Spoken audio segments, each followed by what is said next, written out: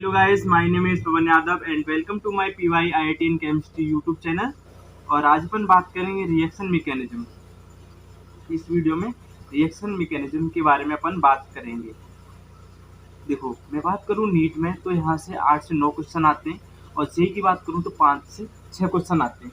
अब सिर्फ reaction mechanism से नीट में 8 से 9 क्वेश्चन नहीं आते हैं और ना ही जेई में 5 से 6 क्वेश्चन आते हैं। देखो, यदि आपको रिएक्शन मैकेनिज्म आती होगी, रिएक्शन मैकेनिज्म में अच्छे से आएगी तो आप 8 से 9 क्वेश्चन अटेम्प्ट कर सकते हो इजीली और 5 से क्वेश्चन जेई में कर सकते हो, क्योंकि रिएक्शन मैकेनिज्म करोगे तो आपको रिएजेंट भी करना होगा एंड रिएक्शन नेम रिएक्शन करनी होगी। Reaction mechanism, reagent and name reaction, यहाँ से 8 से 9 क्वेश्चन आते हैं नीट से और जेई से 500 क्वेश्चन। यदि आपको रिएक्शन मैकेनिज्म पर पकड़ आ गई, अच्छे से आपको रिएक्शन मैकेनिज्म प्रिडिक्ट करना आ गया, तो मैं गारंटी देता हूँ कि इजीली आप 8 से 9 क्वेश्चन नीट में अटेम्प्ट कर लोगे और सही कर लोगे। अब देखो, मैं अपन बात करेंगे कि रिएक्शन मैकेनिज्म का जो रिएक्शन है, कोई भी रिएक्शन है उसमें क्या रोल है। जैसे कि मैं बात करूं, अपने पास एक रिएक्टेंट है ए, वो प्रोडक्ट में कन्वर्ट हो रहा है, तो देखो वो कौन सी स्टेप फॉलो कर रहा है। SN1 कर रहा है, SN2 कर रहा है, या एडिशन कर रहा है, सब्स्टिट्यूशन कर रहा है, कौन सी ट्रांजिशन है, कौन सा इंटरमीडिएट फॉर्म होगा और ये कैसे प्रोडक्ट बनेगा, वो सारी बातें अपन किस में करेंगे, रिएक्शन मैकेनिज्म। तो आज इस वीडियो में रिएक्शन मैकेनिज्म को समझने के लिए जिन जिन टॉपिकों की जो आवश्यकता होगी अपन को, तो वो अपन पढ़ेंगे।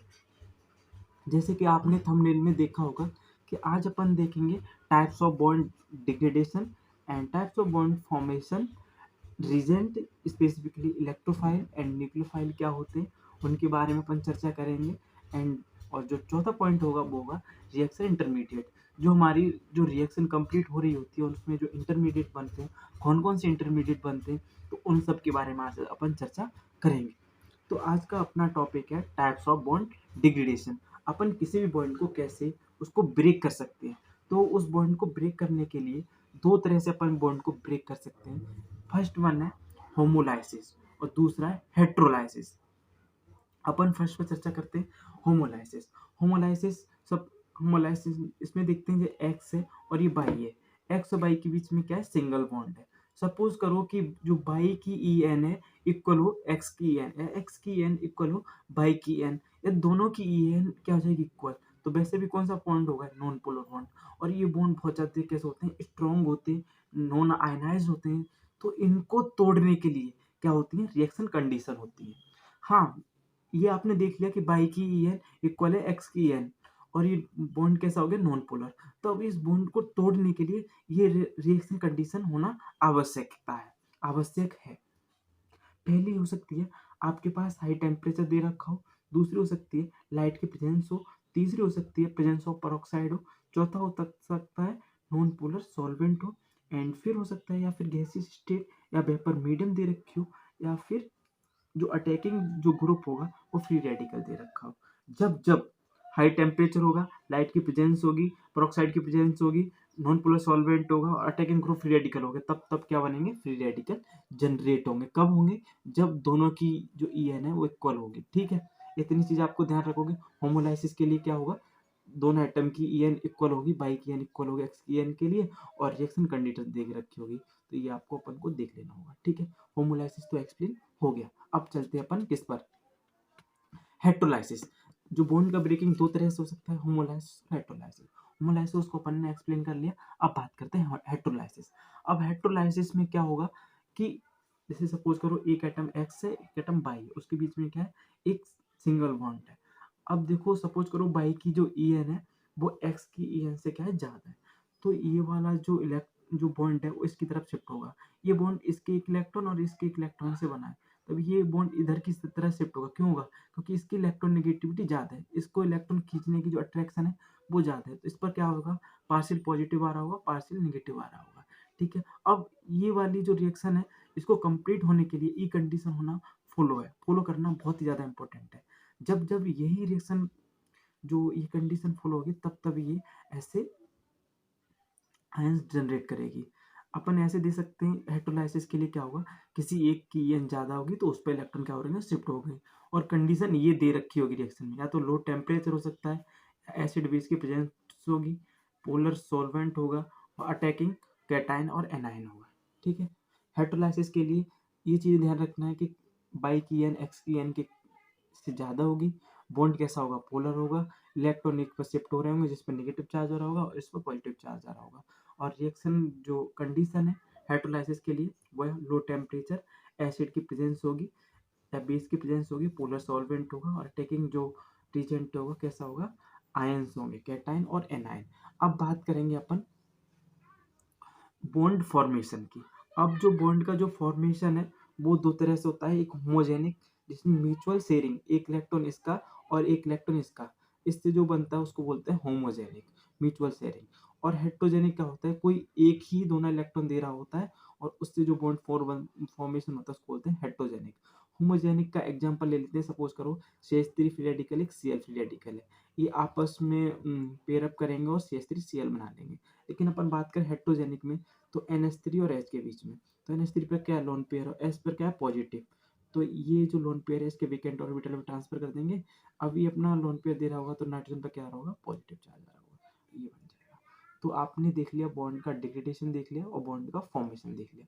बॉन्ड का डिग्रेडेशन दो तरह से होता है, एक होमोलाइसिस एंड एक हेटेरोलाइसिस। और दूसरा बॉन्ड फॉर्मेशन में देखा जाए तो बॉन्ड फॉर्मेशन दो तरह के होते हैं, एक होमोजेनिक एंड एक हेटेरोजेनिक। तो इतनी अपन ने चर्चा कर ली, अपन बात करते हैं किसके बारे में, रीजेंट के बारे में। अब अपन बात करते हैं रीजेंट की रिएक्शन में। तो रीजेंट दो तरह के हो सकते हैं, एक होगा इलेक्ट्रोफाइल और दूसरा होगा न्यूक्लियोफाइल। अब अपन बात करेंगे इलेक्ट्रोफाइल क्या होते हैं और न्यूक्लियोफाइल क्या होते हैं। तो जो इलेक्ट्रोफाइल होते हैं वो हमेशा कैसे होते हैं, इलेक्ट्रॉन लेकर बॉन्ड बनाते हैं, इलेक्ट्रॉन को एक्सेप्ट करेंगे और बॉन्ड फॉर्म करेंगे। बट न्यूक्लियोफाइल क्या होता है, इलेक्ट्रॉन को क्या करेंगे, डोनेट करेंगे एंड बॉन्ड फॉर्मेशन करेंगे। तो ऐसा कह सकते हैं इलेक्ट्रोफाइल हमेशा लेकर बॉन्ड बनाएंगे और न्यूक्लियोफाइल हमेशा इलेक्ट्रॉन देकर बॉन्ड बनाएंगे। दूसरा पॉइंट ये है कि जो इलेक्ट्रोफाइल होते हैं वो पॉजिटिव चार्ज स्पीशीज और न्यूट्रल हो सकते हैं, और न्यूक्लियोफाइल नेगेटिव चार्ज स्पीशीज और न्यूट्रल हो सकते हैं। एंड तीसरा पॉइंट ये होता है जो इलेक्ट्रोफाइल का होता है वो वेकेंट ऑर्बिटल होता है या फिर ऑक्टेट कैसा होता है, इनकम्प्लीट होता है। बट न्यूक्लियोफाइल फुलफिल्ड ऑर्बिटल होता है और ऑक्टेट कैसा होता है, इनका कंप्लीट होता है। एंड इलेक्ट्रोफाइल में देखा जाएगा जब इनका ऑक्टेट कैसा होगा, इनकम्प्लीट होगा या वेकेंट ऑर्बिटल होगा, तो किसकी तरह काम करेंगे, हमेशा ये लुईस एसिड की तरह। तो इलेक्ट्रोफाइल कैसे होते हैं, लुईस एसिड होते हैं, और ऐसे न्यूक्लियोफाइल कैसे होते हैं, एक लुईस बेस होते हैं, क्योंकि इनका ऑक्टेट कैसा है, कंप्लीट है और लोन पेयर प्रेजेंट है, तो लोन पेयर अपना डोनेट कर सकेंगे, तो ये बेस की तरह काम कर सकते हैं। कोई पूछे कि इलेक्ट्रोफाइल एक लुईस एसिड हो सकता है क्या, हाँ हो सकता है। क्यों हो सकता है, क्योंकि उसका वेकेंट ऑर्बिटल होता है, अपने ऑर्बिटल में लोन पेयर को एक्सेप्ट कर सकेगा, तो इलेक्ट्रोफाइल लुईस एसिड की तरह काम कर सकता है। अब कोई पूछता है कि न्यूक्लियोफाइल लुईस बेस होता है, हाँ होता है। क्यों होता है, कि उसका ऑक्टेट कंप्लीट होता है, वेकेंट फुलफिल्ड ऑर्बिटल होते हैं, यदि लोन पेयर प्रेजेंट है तो अपना लोन पेयर डोनेट कर सकेगा। तो इतनी चीज़ें आप ध्यान रखोगे। आप एग्जाम्पल देख सकते हैं कौन कौन इलेक्ट्रोफाइल होते हैं। तो एस पॉजिटिव है, आर पॉजिटिव है, एक्स पॉजिटिव है, NO पॉजिटिव है, NO2 पॉजिटिव है, ये इलेक्ट्रोफाइल होंगे। यदि चार्ज स्पीशीज है, नेगेटिव चार्ज है इन पर, तो ये कैसे होंगे, न्यूक्लियोफाइल, जैसे H negative, R negative, X negative, NO2 negative, OH negative, Cl negative, R negative. ठीक है, अब यहाँ पर देखेंगे लुईस एसिड। लुईस एसिड या जिनका ऑक्टेट कैसा है, इनकम्प्लीट है या वेकेंट ऑर्बिटल जिनके अंदर, जैसे PCl3, PCl5, AlCl3, SnCl4, CH3CO। ठीक है, ये किसकी तरह काम करेंगे, इलेक्ट्रोफाइल की। ये चार्ज स्पीशीज है तो इलेक्ट्रोफाइल की तरह काम करेंगे ये भी। बट ये लोन पेयर है, बट इनका कैसा ऑक्टेट कैसा है, इनका ऑक्टेट कंप्लीट या फुलफिल्ड ऑर्बिटल है, कैसा है, फुलफिल्ड ऑर्बिटल। किस किसका, H2O, ROH, ROR, NH3, RNH2, और एल्कीन पे नेगेटिव चार्ज, एल्काइन पे नेगेटिव चार्ज। तो ये होल मॉलिक्यूल किस तरह काम कर रहे हैं, न्यूक्लियोफाइल की तरह काम करेंगे। अब न्यूट्रल मॉलिक्यूल भी इलेक्ट्रोफाइल की तरह काम कर सकता है, कौन कौन से, जैसे CO2, SO2 और SO3, क्योंकि इनका विकेंट ऑर्बिटल होता है, इनके पास कैसा होता है, विकेंट ऑर्बिटल होता है। ऐसे भी समझ सकते हैं क्योंकि कार्बन है और ऑक्सीजन है, तो ऑक्सीजन ज़्यादा है तो इस पर नेगेटिव चार्ज आ रहा होगा, इस पर क्या होगा, पॉजिटिव चार्ज, और इधर भी पॉजिटिव चार्ज, तो पॉजिटिव चार्ज क्या होगा, बढ़ रहा होगा, तो इलेक्ट्रोफाइल, यहाँ पर भी पॉजिटिव चार्ज, यहाँ पर भी पॉजिटिव चार्ज, तो इलेक्ट्रोफाइल की तरह काम करेगा। अब बात करते हैं कार्बन 19 फ्री रेडिकल। तो इन सब का कैसा है, ऑक्टेट कैसा है, इनकम्प्लीट है। ऑक्टेट इनकम्प्लीट है तो किसकी तरह काम करेगा, इलेक्ट्रोफाइल। तो इलेक्ट्रोफाइल कोई चार्ज, पॉजिटिव चार्ज स्पीशीज हो सकती है जिसका ऑक्टेट इनकम्प्लीट हो, वेकेंट ऑर्बिटल प्रेजेंस हो, न्यूट्रल स्पीशीज जिनके पास वेकेंट ऑर्बिटल हो या पॉजिटिव चार्ज स्पीशीज हो, और carbon 93 free radical octet incomplete है तो सारी क्या होंगी, इलेक्ट्रोफाइल। न्यूक्लियोफाइल वो होती हैं ऑक्टेट कंप्लीट हो, लूजली इलेक्ट्रॉन प्रेजेंट हो तो वो न्यूक्लियोफाइल की तरह काम कर सकती हैं। ठीक है, तो यहाँ तक क्लियर है। आपको कोई डाउट हो तो मैं एक बार और एक्सप्लेन कर देता हूँ कि इलेक्ट्रोफाइल इलेक्ट्रॉन लेकर बॉन्ड बनाएंगे और न्यूक्लियोफाइल इलेक्ट्रॉन देकर बॉन्ड बनाएंगे। इलेक्ट्रोफाइल पर पॉजिटिव चार्ज होगा या फिर न्यूट्रल स्पीशीज होगी, न्यूक्लियोफाइल निगेटिव चार्ज होगा, न्यूक्लियर या फिर न्यूट्रल स्पीशीज होगी। और इलेक्ट्रोफाइल का वेकेंट ऑर्बिटल होगा, न्यूक्लियोफाइल के पास फुलफिल्ड ऑर्बिटल होगा। वेकेंट ऑर्बिटल के प्रेजेंस के कारण ये लुईस एसिड की तरह काम करते हैं इलेक्ट्रोफाइल, और न्यूक्लियोफाइल फुलफिल्ड ऑर्बिटल की वजह से लुईस बेस का काम करते हैं। ठीक है, इतनी चीज ध्यान रखनी है। यहाँ तक क्लियर है, आगे चलें। और आज फिर जो चौथा पॉइंट है वो बात करेंगे अपन टाइप्स ऑफ रिएक्शन इंटरमीडिएट, कि हमारी जो रिएक्शन हो रही है उनमें कौन कौन से रिएक्शन इंटरमीडिएट फॉर्म हो रहे हैं। जैसे कि फर्स्ट वन है कार्बोकेटाइन, सेकंड वन है कार्बेनाइन, तीसरा है कार्बन फ्री रेडिकल, चौथा है कार्बन, पांचवा है नाइट्रिन और सिक्स है बेंजाइन। तो इस वीडियो में मैं यहीं तक पढ़ाऊंगा, एंड जो सेकंड वीडियो होगी उसमें मैं कंप्लीट रिएक्शन इंटरमीडिएट कराऊंगा, एंड जो थर्ड वीडियो आएगी उसमें भी। तो इन दो भी आने वाली दो वीडियो के अंदर मैं रिएक्शन इंटरमीडिएट को कवर करा दूंगा। सारी रीअरेंजमेंट, सारी इसकी जो भी रिएक्शन है वो सारी यहाँ कवर करा दूंगा। आप यहाँ थोड़ा सा आपको लगेगा कि हाँ यार सर क्या बता रहे हैं, बट मैं गारंटी देता हूँ जब आप रिएक्शन मैकेनिज्म सारे पढ़ लोगे, रीजेंट सारे पढ़ लोगे, नेम रिएक्शन सारे पढ़ लोगे, तो आप टिप्स बस देखते ही रिएक्शन को सॉल्व कर दोगे। तो ये वीडियो आपको यदि अच्छी लगी हो तो प्लीज़ चैनल को सब्सक्राइब करें, लाइक करें, वीडियो को लाइक करें, एंड आपको अच्छा लगे तो प्लीज़ शेयर करें। थैंक यू गाइस, एंड कोई भी क्वेरी हो तो कमेंट करें।